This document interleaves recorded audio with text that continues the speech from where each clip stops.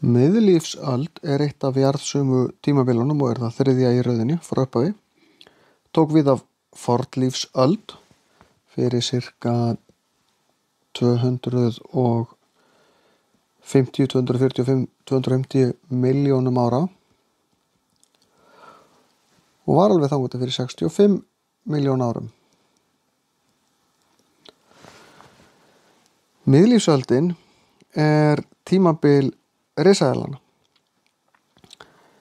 Það varð árekstur fyrir 245 milljónum ára, sirka þegar miðlífsöldin er að byrja. Þá kom loftsteinn og þá varð aldauðaskeið og dó út mjög mikið af dýrategundum á jörðinni.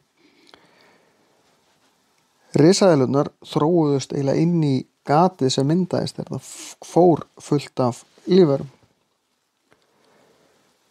Risaeðlurnar dóu síðan út vegna svipaðra hamfara.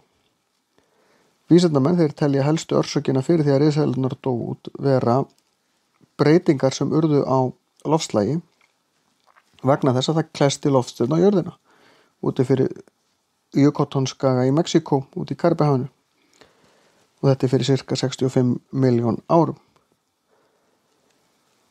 Í upphafi miðlífsaldar var til eitt risastórt meginland þar sem öll stóru meginlöndin voru föst saman í meginlandi sem var kallað Pangea.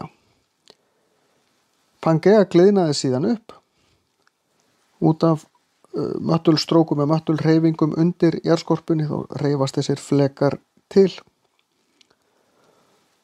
og þeir eru ennþá á hreyfingu enn þann dag í dag.